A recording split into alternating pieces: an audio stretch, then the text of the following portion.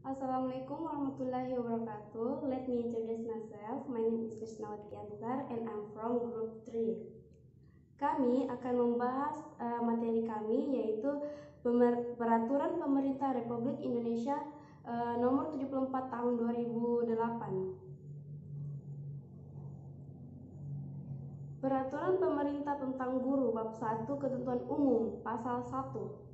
Dalam peraturan pemerintah ini yang dimaksud dengan adalah guru adalah pendidik profesional yang bertugas untuk mendidik, mengajar, menilai, mengevaluasi, mengarahkan, serta melatih peserta didik pada pendidikan anak usia dini, jalur pendidikan formal, pendidikan dasar, dan pendidikan menengah.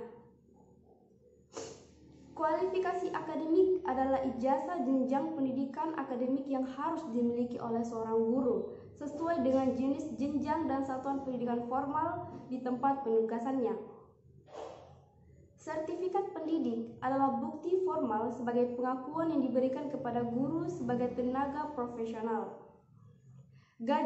Gaji adalah hak yang harus diterima guru atas pekerjaannya dari menyelenggarakan pendidikan atau satuan pendidikan dengan peraturan perundang-undangan.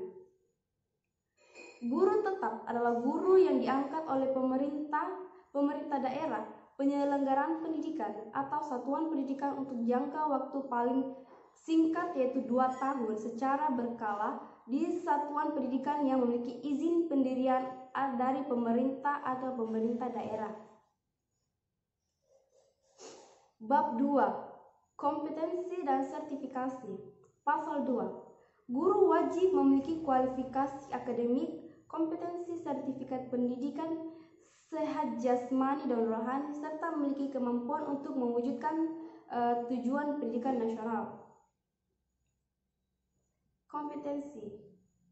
Kompetensi yang dimaksud di sini merupakan seperangkat pengetahuan, keterampilan, dan perilaku yang harus dimiliki, dihayati, dikuasai, dan diaktualisasikan oleh seorang guru dalam melaksanakan tugas keprofesionalannya.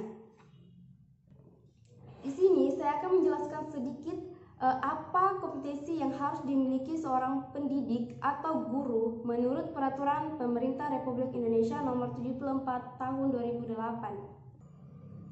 Adapun tujuan standar kompetensi guru ialah untuk mendapatkan jaminan kualitas seorang guru demi meningkatkan kualitas proses pembelajarannya.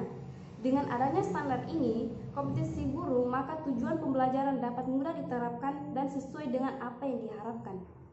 Standar kompetensi guru yang dimaksud di sini meliputi 4 kompetensi, yaitu pertama kompetensi pedagogik, kompetensi kepribadian, kompetensi sosial, dan kompetensi profesional yang diperoleh melalui pendidikan profesi.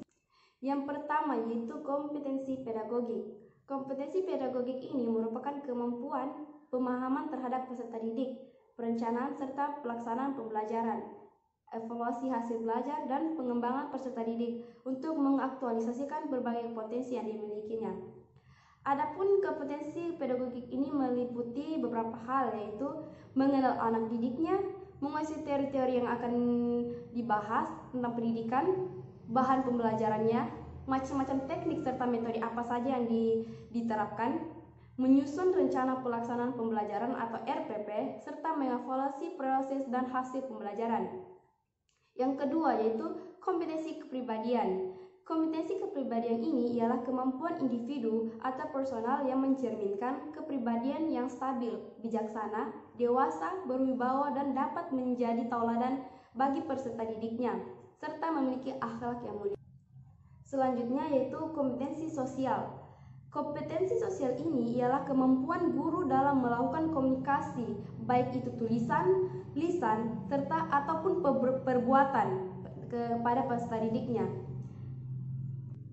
Selain itu, dalam kompetensi sosial ini, guru mampu bekerja sama atau beradaptasi dengan keanekaragaman suku, budaya, atau bangsa di tempat melaksanakannya tugas. Selanjutnya yaitu terakhir kompetensi profesional. Kompetensi profesional ini merupakan kemampuan dalam penguasaan materi pembelajaran secara mendalam dan luas. Tidak hanya penguasaan materi pembelajaran saja, namun juga penguasaan terhadap materi-materi kurikulum yang berlaku, konsep serta struktur keilmuan, masalah-masalah kependidikan, dan wawasan yang memadai terhadap materi-materi yang bersangkutan. Selanjutnya, materi akan dibahas oleh teman saya, dipersilakan. Assalamualaikum warahmatullahi wabarakatuh. Let me introduce myself. My name is Nur Syamri Gifari. I'm from group 3. Now I'm going to explain about sertifikasi. Pasal 4 ayat pertama. Sertifikat pendidik bagi guru diperoleh melalui program pendidikan profesi yang diselenggarakan oleh perguruan tinggi yang memiliki program pengadaan kependidikan yang terakreditasi, baik yang dilaksanakan oleh pemerintah maupun masyarakat yang telah ditetapkan oleh pemerintah. Ayat kedua yaitu program pendidikan profesi hanya diikuti oleh peserta didik yang telah memiliki kualifikasi akademik S1 atau D4 sesuai dengan peraturan perundang-undangan.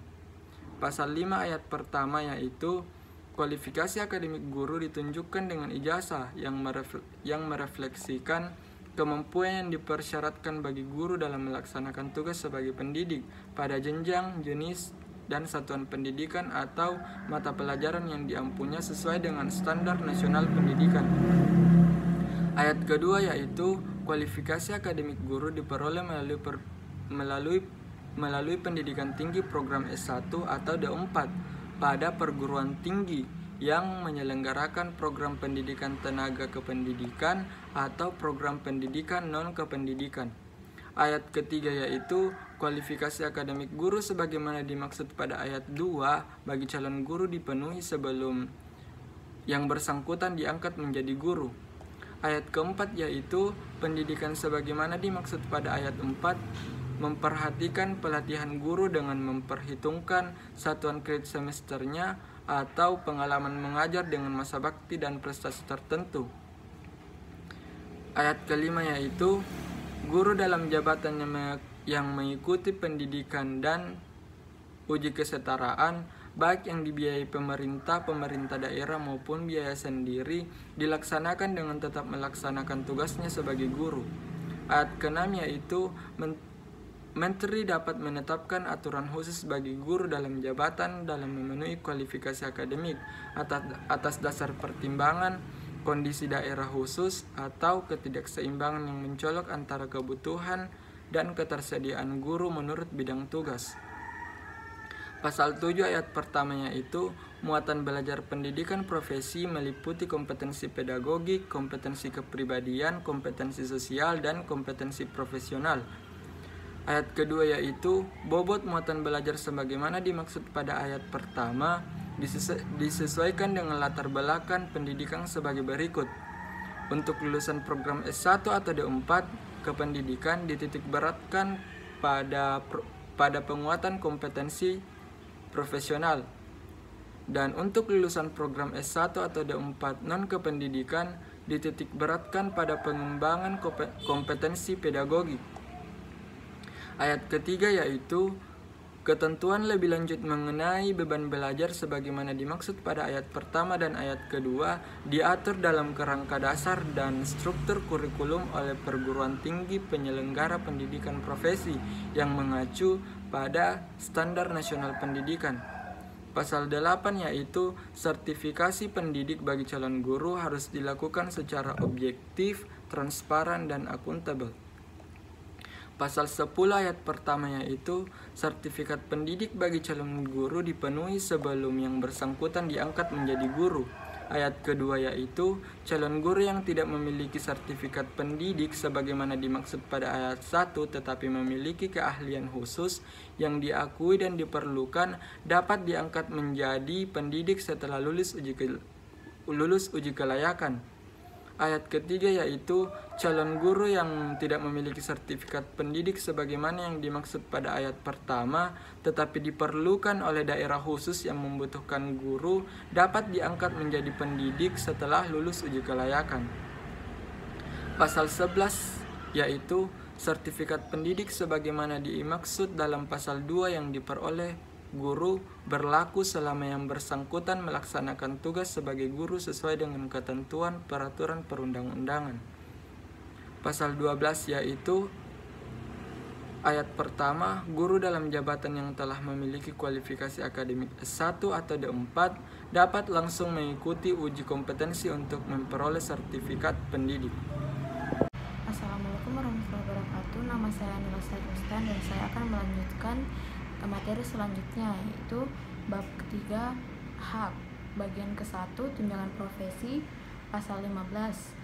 Tunjangan profesi diberikan kepada guru yang memenuhi persyaratan. Seorang guru yang berhak mendapat satu tunjangan profesi terlepas dari banyaknya sertifikat pendidik yang dimilikinya dan banyaknya satuan pendidikan atau kelas yang memanfaatkan jasanya sebagai guru. Pasal 16, Menteri dapat menetapkan persyaratan pemberian tunjangan profesi yang berbeda dari ketentuan sebagaimana dimaksud dalam pasal 15 ayat 1, ayat 3, dan ayat 4 untuk pemegang sertifikat pendidik yang bertugas, yaitu pada satuan pendidikan khusus, pada satuan pendidikan layanan khusus, atau sebagai pengampu bidang keahlian khusus. Pasal 17, yaitu guru tetap pemegang sertifikat pendidik berhak mendapatkan tunjangan profesi apabila mengajar di satuan pendidikan yang rasio minimal jumlah peserta didik terhadap gurunya. Pasal 18, tunjangan profesi bagi guru yang diangkat oleh pemerintah daerah, dan penyelenggara pendidikan atau satuan pendidikan yang didirikan masyarakat dianggarkan sebagai belanja pegawai atau bantuan sosial sesuai dengan ketentuan peraturan perundang-undangan. Bagian kedua, tunjangan fungsional dan subsidi tunjangan fungsional. Pasal 19, tunjangan fungsional dan subsidi tunjangan fungsional diberikan kepada guru yang memenuhi persyaratan sebagai berikut. Yang pertama yaitu memiliki satu atau lebih sertifikat pendidik yang telah diberi satu nomor registrasi guru oleh departemen. Yang kedua, memenuhi beban kerja sebagai guru. Yang ketiga, mengajar sebagai guru mata pelajaran dan atau guru kelas pada satuan pendidikan yang sesuai dengan peruntukan sertifikat pendidik yang dimilikinya. Bagian ketiga yaitu tunjangan khusus. Pasal 22, tunjangan khusus bagi guru yang ditugaskan oleh pemerintah dan pemerintah daerah dianggarkan sebagai belanja pegawai atau bantuan sosial dengan ketentuan peraturan perundang-undangan. Bagian keempat yaitu kesetaraan tunjangan. Pasal 23, tunjangan profesi, subsidi, tunjangan fungsional, dan tunjangan khusus bagi guru tetap yang bukan pegawai negeri sipil diberikan sesuai dengan kesetaraan tingkat, masa kerja, dan kualifikasi yang berlaku bagi guru pegawai negeri sipil. Materi selanjutnya akan dilanjutkan oleh teman saya. Terima kasih. Assalamualaikum warahmatullahi wabarakatuh. Let me introduce myself. My name is Feranti Dusafitri and I am from group 3. Sekarang saya akan melanjutkan paparan materi dari teman saya, yaitu bagian kelima, maslahat tambahan, pasal 24. Pemerintah atau pemerintah daerah sesuai dengan kewenangan masing-masing menjamin terwujudnya maslahat tambahan pada guru yang diangkat oleh pemerintah atau pemerintah daerah, penyelenggara pendidikan atau satuan pendidikan yang didirikan masyarakat. Kedua, maslahat tambahan sebagaimana dimaksud pada ayat 1 diberikan dengan prinsip penghargaan atau atas dasar prestasi guru. Bagian kelima, penghargaan, pasal 30. 1. Guru memiliki hak untuk mendapatkan penghargaan sesuai dengan prestasi kerja, dedikasi luar biasa atau bertugas di daerah khusus. Kedua, prestasi guru sebagaimana dimaksud pada ayat 1 dapat berupa A. Menghasilkan peserta didik yang memenangkan kejuaraan nasional, internasional, atau tingkat daerah. B. Menghasilkan invensi dan inovasi pembelajaran yang diakui. Pasal 31. 1. Penghargaan pada guru dapat diberikan dalam bentuk tanda jasa, kenaikan pangkat prestasi kerja luar biasa baiknya. Pasal 32. Kenaikan pangkat prestasi kerja luar biasa baiknya sebagaimana dimaksud dalam pasal 3 ayat 1. Dapat diberikan kepada guru yang memiliki prestasi kerja luar biasa baiknya. Pasal 33. Guru yang bertugas di daerah khusus dapat diberikan tambahan angka kredit setara untuk kenaikan pangkat. Pangkat setingkat lebih tinggi 1 kali selama masa karirnya sebagai guru. Pasal 34. 1. Guru yang gugur dalam menjalankan tugas pendidikan memiliki hak untuk mendapatkan penghargaan sesuai dengan ketentuan peraturan perundang-undangan. Bab 4. Beban kerja. Pasal 52. Beban kerja guru sebagaimana dimaksud pada ayat 1 paling sedikit memenuhi 24 jam tatap muka dan paling banyak memenuhi 40 jam tatap muka dalam seminggu. Pada satu lebih satuan pendidikan yang memiliki izin pendirian dari pemerintah atau pemerintah daerah. Bab 5. Wajib kerja dan pola ikatan dinas. Pasal 55. Dalam keadaan darurat, pemerintah dapat memberlakukan ketentuan wajib kerja pada guru atau warga negara Indonesia lainnya yang memenuhi kualifikasi akademik dan kompetensi untuk melaksanakan tugas sebagai guru di daerah khusus. Pasal 56. Pemerintah atau pemerintah daerah dapat menetapkan pola ikatan dinas bagi calon guru untuk memenuhi kepentingan pembangunan pendidikan nasional. Bab 6. Pengangkatan, penempatan, dan pemindahan. Bagian ke-1. Pengangkatan dan penempatan pada satuan pendidikan. Pasal 58. Pengangkatan dan penempatan guru yang diangkat oleh pemerintah atau pemerintah daerah dilakukan sesuai dengan ketentuan peraturan perundang-undangan. Bagian kedua, pengangkatan dan penempatan pada jabatan struktural. Pasal 61. Guru yang diangkat oleh pemerintah atau pemerintah daerah dapat ditempatkan pada jabatan struktural sesuai dengan ketentuan peraturan perundang-undangan. Kedua, penempatan pada jabatan struktural sebagaimana dimaksud pada ayat 1 dapat dilakukan setelah guru yang bersangkutan bertugas sebagai guru paling singkat 8 tahun. Bagian ketiga, pemindahan. Pasal 62. 1. Pemindahan guru yang diangkat oleh pemerintah dapat dilakukan antar provinsi, antar kabupaten, antar kota sesuai dengan peraturan perundang-undangan. Bab 7. Sanksi. Guru yang tidak dapat memenuhi kualifikasi akademik, kompetensi, dan sertifikat pendidik sebagaimana dimaksud pada pasal 2 dalam jangka waktu 10 tahun sebagaimana ditentukan dalam pasal 82 ayat 2 Undang-Undang Nomor 14 Tahun 2005 tentang guru dan dosen. Setelah yang bersangkutan diberi kesempatan untuk memenuhinya, kehilangan hak untuk dapat tunjangan fungsional atau subsidi, tunjangan fungsional, dan nasihat tambahan. Bab 8. Ketentuan peralihan. Pasal 65. Dalam waktu 10 tahun sejak berlakunya Undang-Undang Nomor 14 Tahun 2005 tentang guru dan dosen, Guru dalam jabatan yang belum memiliki sertifikat pendidik memperoleh tunjangan fungsional atau subsidi, tunjangan fungsional, dan nasihat tambahan. Bab 9. Ketentuan penutup. Pasal 68. Peraturan pemerintah ini mulai berlaku tanggal diundangkan agar setiap orang mengetahuinya. Memerintahkan peraturan pemerintah ini dengan penempatannya dalam lembaran negara Republik Indonesia. Sekian dari penjelasan materi dari saya. Assalamualaikum warahmatullahi wabarakatuh.